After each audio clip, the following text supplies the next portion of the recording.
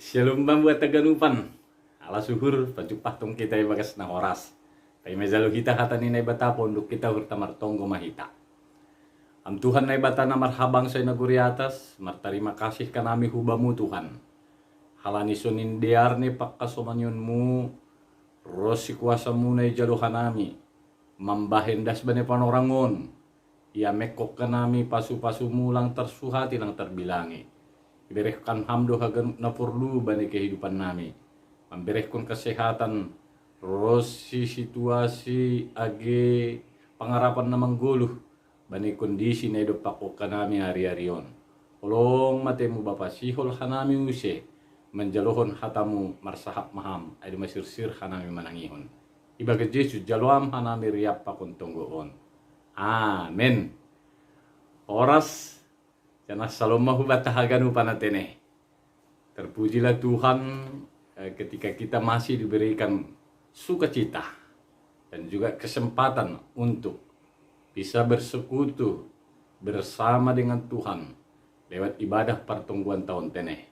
Haganupan adalah kasih karunia Tuhan namanggogi guluhta keluarga lepas keluarga.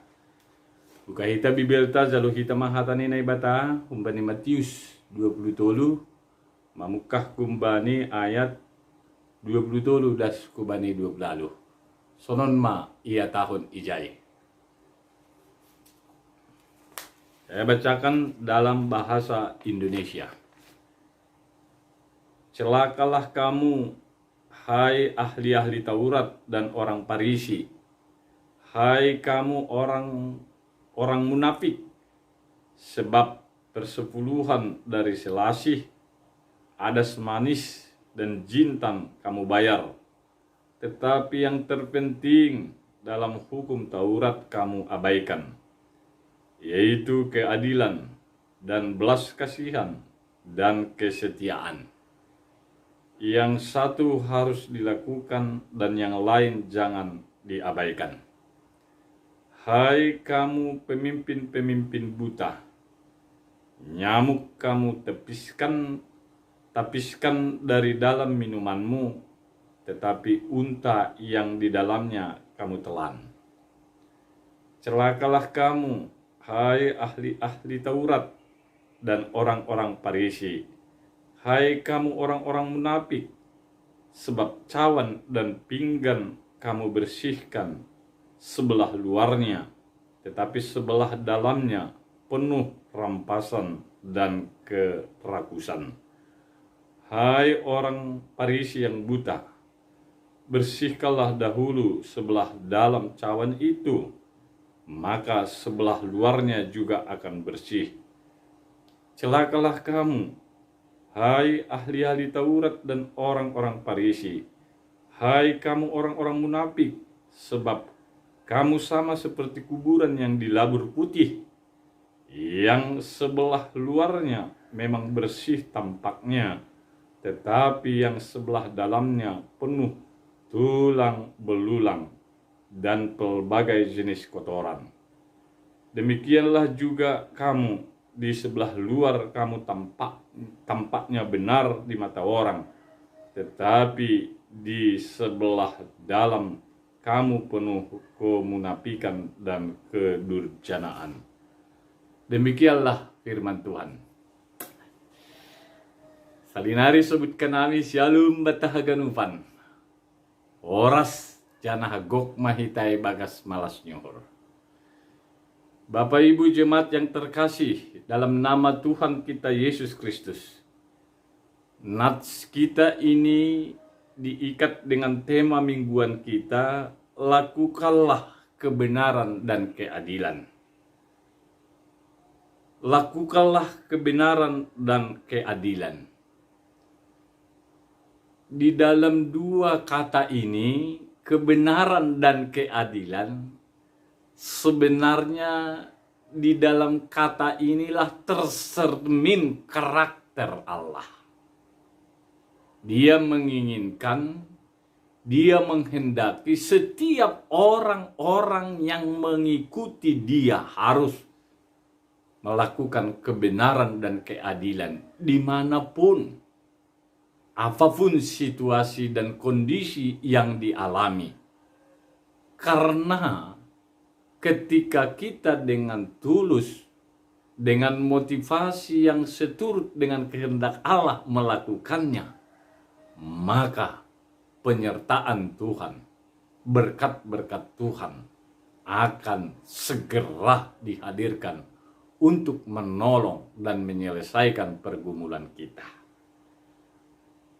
Berbicara dengan peringatan ataupun teguran yang keras melalui teks kita ini, ahli-ahli Taurat dan orang Farisi ditegur dan diperingatkan oleh Tuhan Yesus dengan sangat keras karena hidup mereka terkenal dengan kemunafikan. Ada sampai 9 kali kata celakalah, bursikma. Artinya mengapa Tuhan Yesus memberikan kata celakalah, padahal mereka di mata orang-orang Israel, katakan ahli Taurat dan orang Farisi ini, adalah orang-orang yang saleh, orang-orang yang memperjuangkan atau melakukan Taurat, perintah-perintah Tuhan di tengah-tengah kehidupan orang Israel. Tetapi kenapa Tuhan mengatakan, memperingatkan, mengingatkan mereka dengan kata-kata celaka atau bursikma?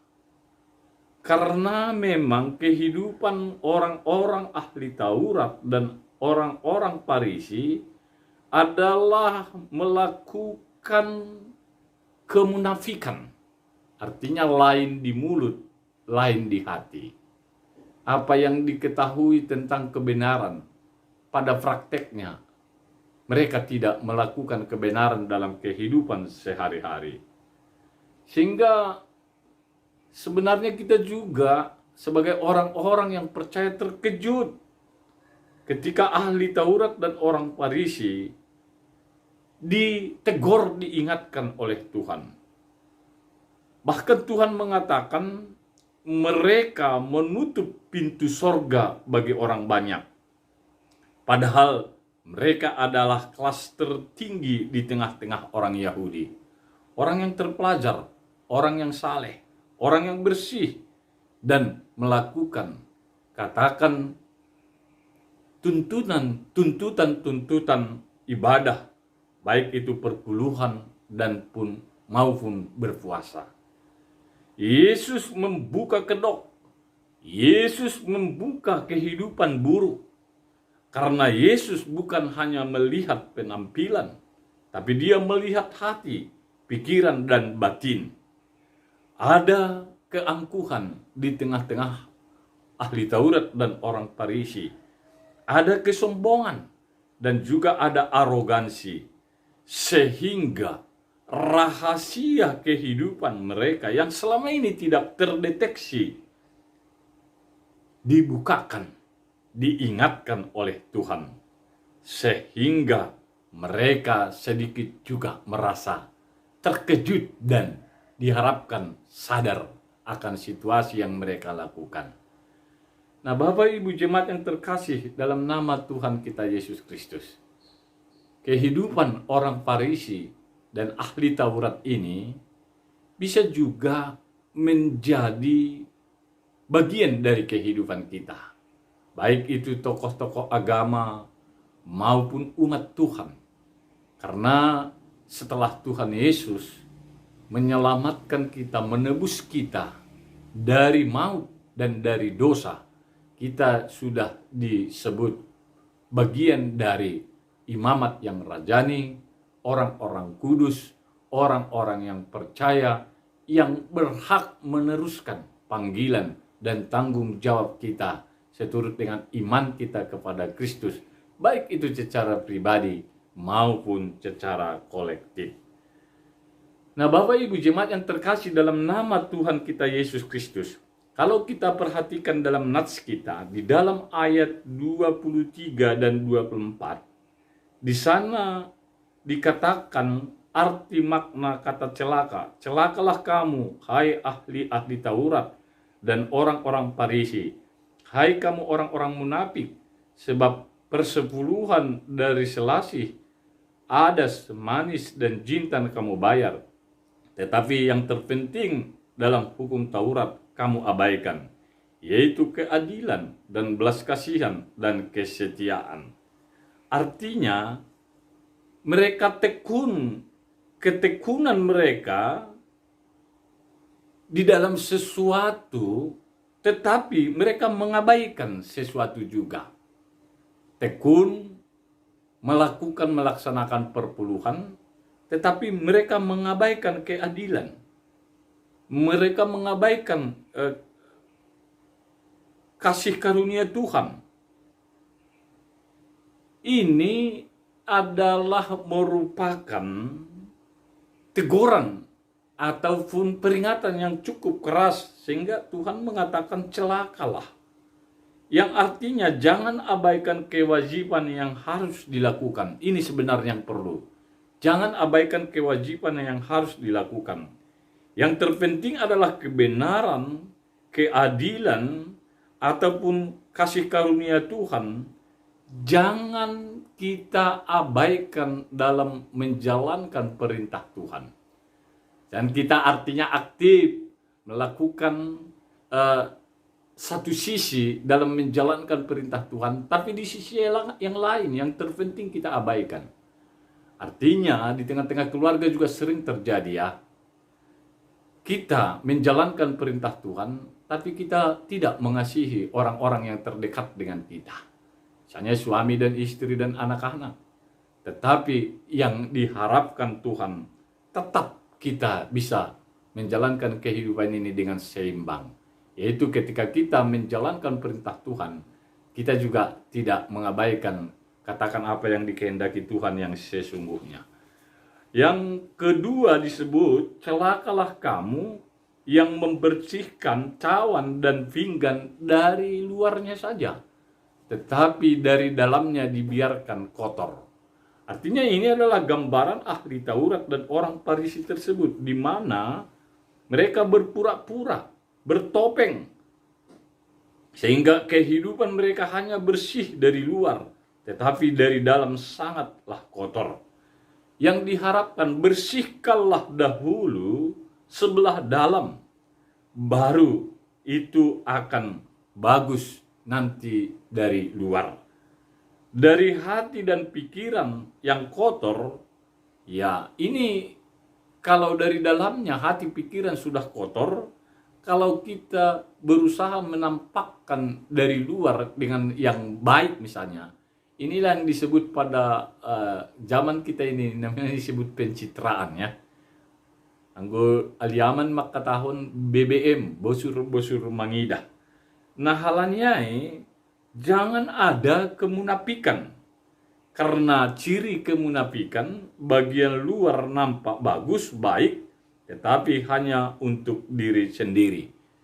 Cepat atau lambat, ini akan mempengaruhi kehidupan kita. Maka Tuhan Yesus menegur, memperingatkan ahli Taurat dan Farisi, kalau terus-menerus itu dilakukan, mereka akan celaka, bursik.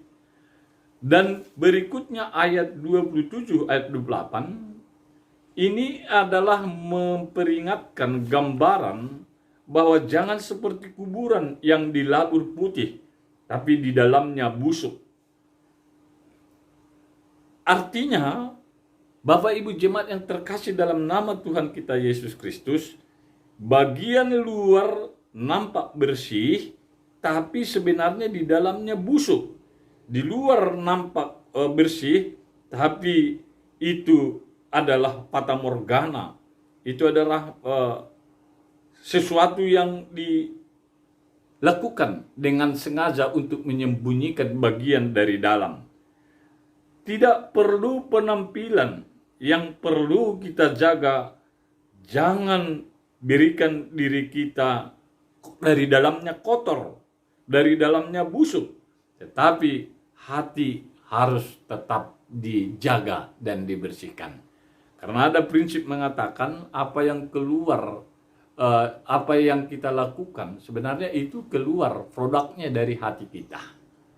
Ya, mungkin di tengah-tengah orang banyak seseorang bisa menampilkan yang baik, tetapi kalau hatinya tidak seperti itu, cepat atau lambat di tempat-tempat yang lain pasti dia melakukan sesuai dengan apa yang menjadi produk hatinya.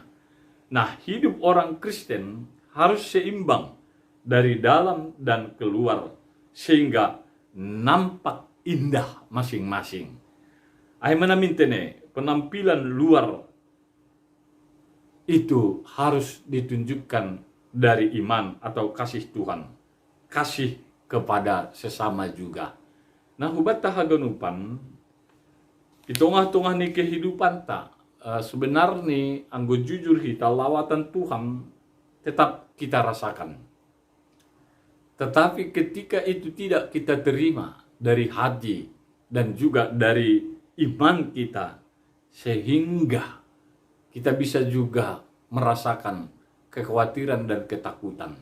Sehingga kita mencoba hidup dalam diri kita sendiri, sehingga kita kadang-kadang bisa munafik, kita kadang-kadang bisa bersandiwara, kita kadang-kadang bisa jatuh juga dalam katakan yang disebut fata morgana ataupun kamuflase.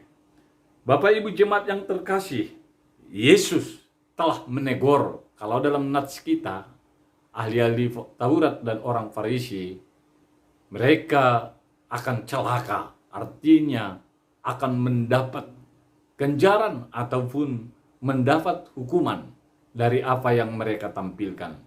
Tetapi Bapak Ibu jemaat yang terkasih dalam nama Tuhan kita Yesus Kristus, ketika kita membuka hati, ketika kita memberikan diri kita dipimpin oleh Roh Kudus, dikuasai oleh firman Tuhan, maka di sanalah kita dimungkinkan hidup bersama-sama dengan Tuhan dan diberkati dalam berbagai hal dalam kehidupan kita. Nah, oleh sebab itu yang terpenting bersihkan terlebih dahulu hati, maka akan keluar yang bersih. Nah, ini pergumulan bagi kita ya. Jadi kita jauhkanlah kemunafikan, kita jauhkanlah hidup yang bersandiwara, dan jangan merasa diri kita hebat dan merasa ada sesuatu yang lebih dari orang lain. Seandainya pun itu memang ada, tapi kalau kita memiliki hati yang terhubung, tersambung kepada Tuhan, tentunya kita harus jaga juga sikap kita. Apa itu yang dikehendaki Tuhan, atau apa itu adalah merupakan larangan Tuhan ketika kita hidup dengan arogansi. Seorang anak misalnya melihat pengajaran itu lebih baik dari teladan daripada pengajaran ya. Pengajaran itu atau pengalaman itu adalah guru yang baik daripada bentuk-bentuk teori. Tetapi kalau dia melihat kita tidak baik dan hidup benar, tentunya itu merupakan pergumulan dan dia melihat apa yang seharusnya kami lakukan. Nah, Bapak Ibu jemaat yang terkasih dalam nama Tuhan Yesus Kristus, lewat topik mingguan kita minggu ini, lakukanlah kebenaran dan keadilan. Dengan demikian kita akan bisa menjadi wakil-wakil Tuhan atau penerus tujuan Tuhan di situasi apapun yang kita hadapi. Amin. Martonggo mahita. Terima kasih Tuhan. Bani holong rosi hidup nyuhurmu na ibereh kok kamhuban nami. Tongon berjuang doha nami dengan segala pikiran, hati, rosi ahana dong ban nami. Terlebih may dalam masa-masa sulit na hidup pakon hanami sonari, mangundus ko na ihubamu. Tetapi terkadang gue itu gangguan sehingga kami terlena dengan situasi yang kami hadapi. Nah, bani panorang on pedom maingat kok kam hanami na iwakili guis panorang ijia ahli Taurat dan orang-orang Farisi. Tapi dok kusi itu buskam hanami imamat yang rajani, halak na porsaya bangsa yang kudus, na harus mempertanggungjawabkan haganuk goluh nami hubamu marhitenak mu Yesus Kristus. Na halaniai ase ulang ijalo hanami hata celakalah na humbamu ataupun bersih maningon dosir-sir hanami paubahkon uhur, membuka hati kami lebar-lebar sehingga menerima kebenaran, keadilan hata nai pondos kam, dan itu akan mempengaruhi kehidupan nami. Terima kasih ma Tuhan, ididai botoh kam dua ge kuriamu, tongah-tongah ni pergumulan, mendepakkan situasi sulit, ajar kamban nami keterbukaan nami mangondoskon, haganuk ahana perlu bani goluh nami, keterbukaan nami membuat uhur pikiran age tujuan ni goluh nami, laho ipimpin ham marhite hatamu age Roh Kudus, ase boy ijupah kok kanani maksud pakon tujuan nai haporluhon. Didai botoh kamdo Bapa, haganuk na porluban nami, ibagas Kristus Yesus hamma memberehkon pasu-pasu tepat indah bani waktu ini. Amin.